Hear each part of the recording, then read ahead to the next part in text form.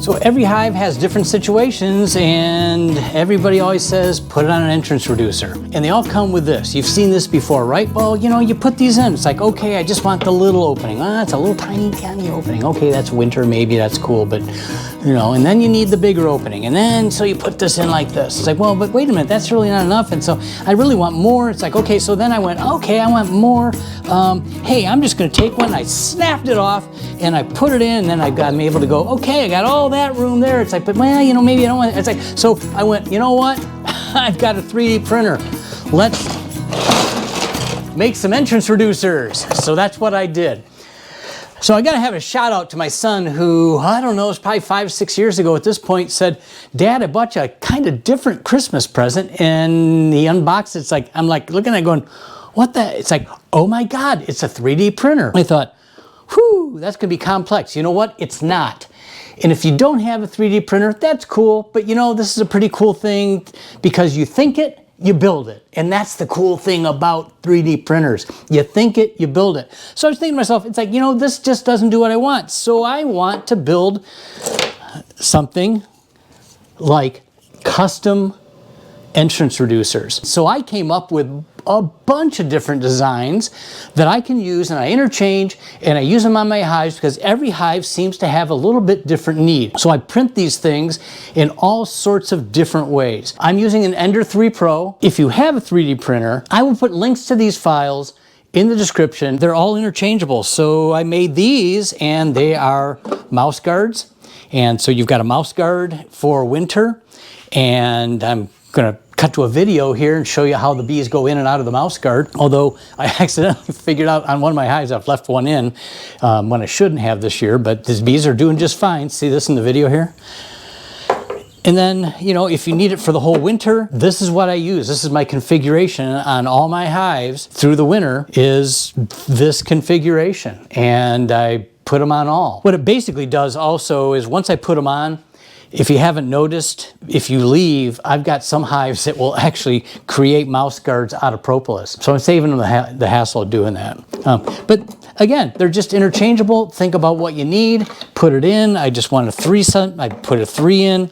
You know, you can just interchange them. If you just want a little bit of something, you can make this as a solid and you can close it off. Or if you need more, you can make this as a solid and you can close it off, and you can just keep going down the line to whatever you feel the bees need. It's a simple system, but it's kind of fun because you then are in control of your openings and however you want to do it. Something important I really want to add to this whole process topic is that what works on my hives might not work on your hives.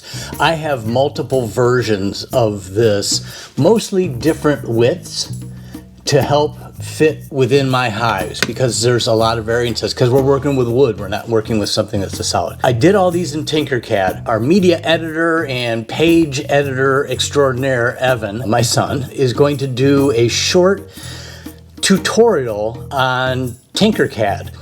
And Tinkercad is probably one of the easiest programs I've ever used to design parts and pieces. These are all designed on Tinkercad.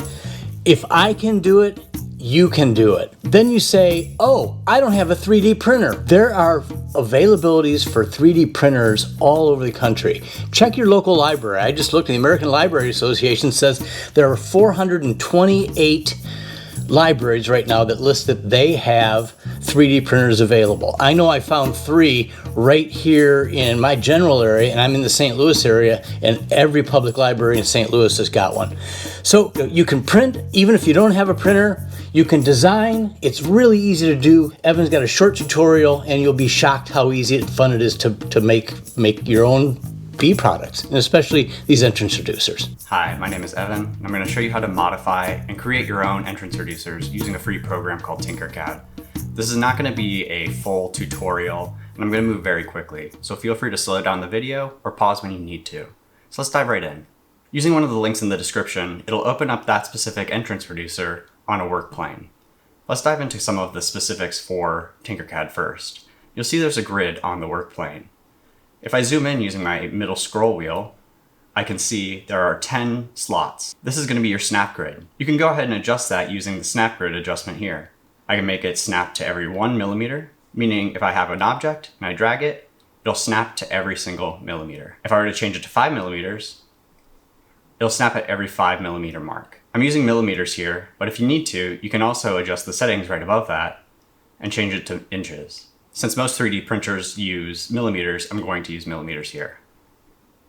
I can then zoom out using my scroll wheel, and clicking and holding the scroll wheel will let me move around the work plane. I can use my right mouse button to orbit around the shape, and I can select a shape and unselect a shape with my left mouse button. I can also navigate using all the tools on the top left. Clicking the box, I can drag it, and then I can go to a home position or zoom in and out. First, I'm going to show you how to modify a shape quickly. I'm going to go ahead and adjust my snap grid back to 1 millimeter. And in this instance, I'm going to assume the shape is too small and I'm going to make it a little bit wider. If I click on this, I'll see boxes that appear all around the shape.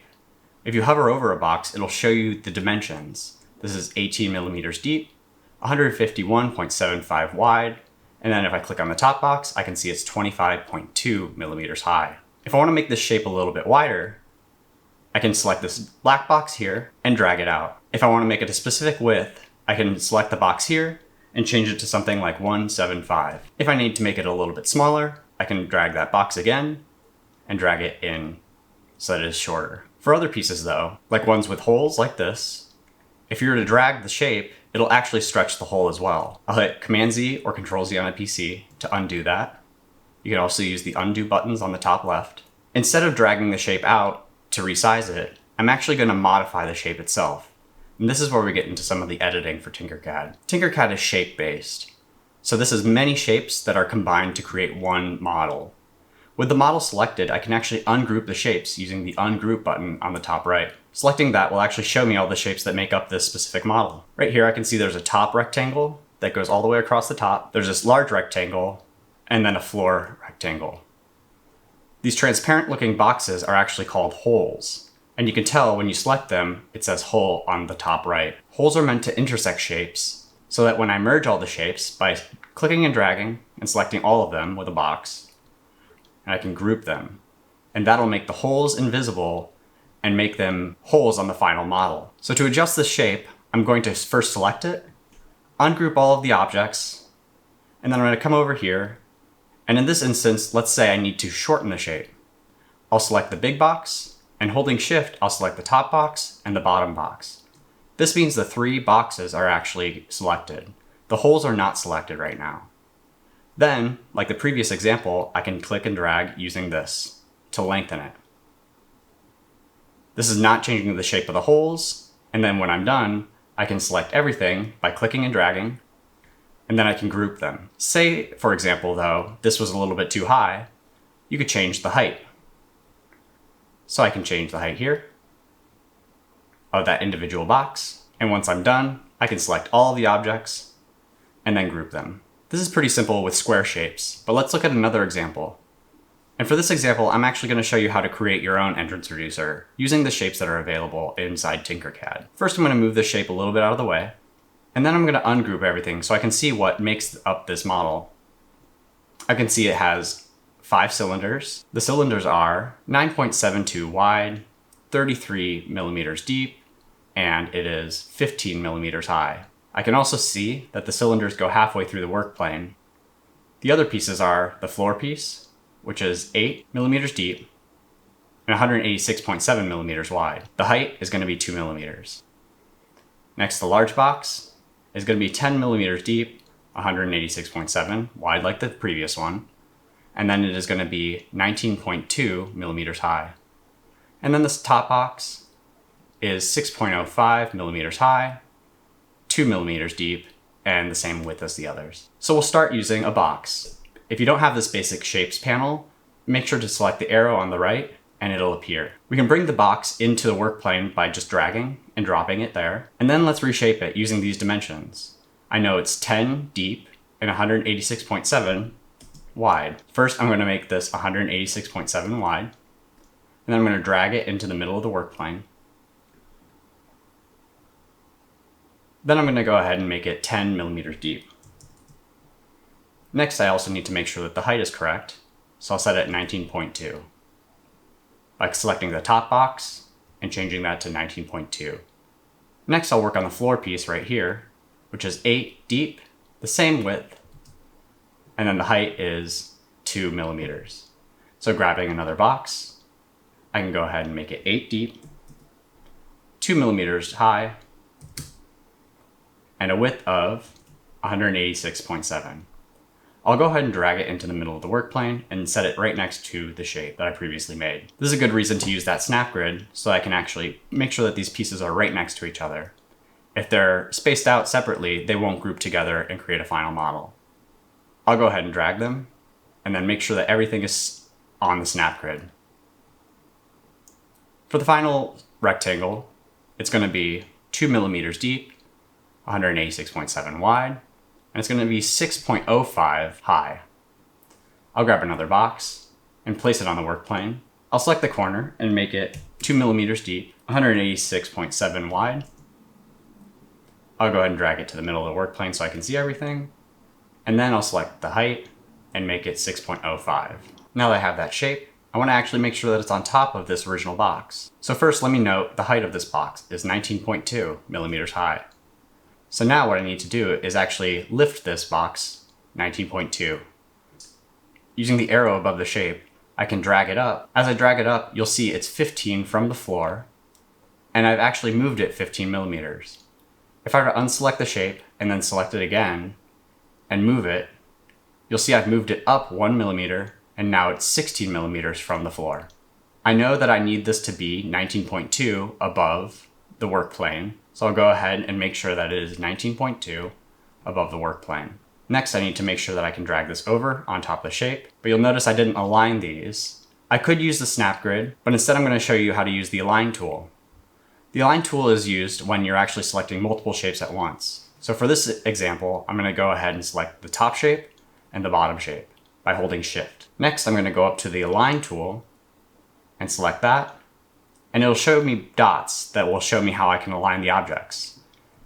As I hover, it'll show the previews of those specific alignments. If I wanted to align them on the back, I could select that dot, align them in the middle using this one, but what I really want is this one right here to align them on the far right. If I didn't need to make holes for this entrance reducer, I could click and drag to select all the shapes, and then I could group them. But instead, I'm actually going to create these holes. So first, let me grab a hole that's a cylinder. Then I need to make sure that I rotate this. With the shape selected, you'll see arrows around the shape. Selecting that arrow will show you the direction and the degree at which you can actually rotate that shape.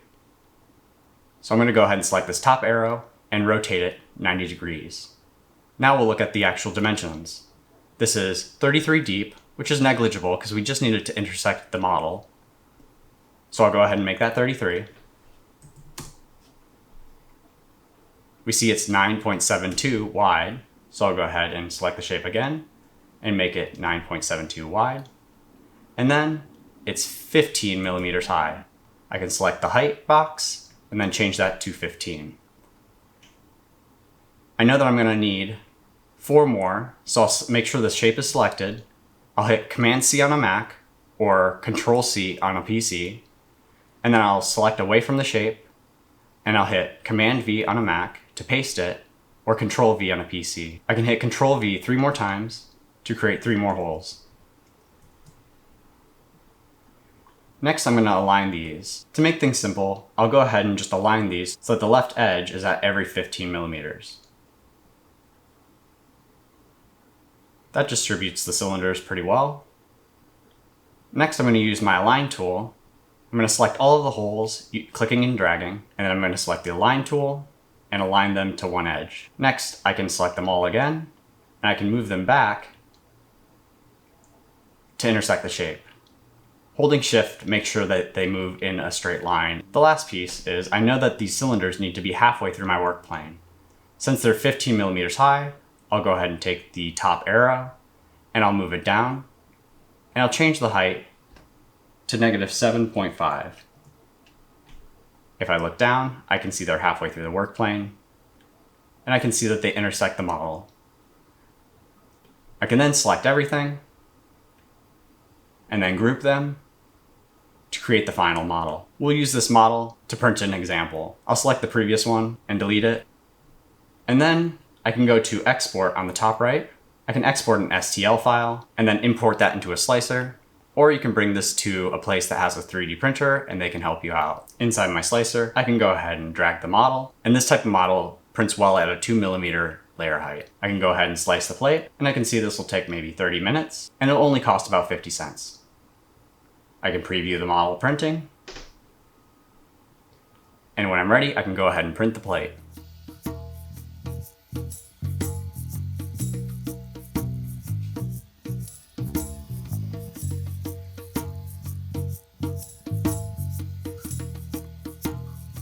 And there you have it. The final model, exactly how we designed it. Pretty simple. Once again, I may have moved a little quick, so feel free to slow the video down or pause when you need to. And this is really to create your own entrance reducers. So have fun. So this is a simple process. It seems complicated, but it's really not. You know that you can go out and find a library or someplace close to print. These actually aren't that expensive, but I'm not saying to do that. Bottom line to it, it's a whole new way to expand your beekeeping abilities. So I say, go do it. Get out there, make it happen. Make things work for you. Or just maybe a 3D print thing. My next step in this is I've seen some really pretty cool things about hive beetle entrances. So that's kind of the next design I'm working on, that will hopefully be able to do a hive entrance that is beetle proof. But that's a whole nother video, but I'm working on it. Anyway, so I'm gonna have all the files in the notes below. And if you've got questions, throw them into the comments. I'll get back to you right away. I'm really into this because it just gives me an option and gives me the ability to work my hives the way I know that particular hive needs to be worked. So there you have it. Pretty cool thing, huh? Thanks. And don't forget to subscribe and like, and I hope this helps you.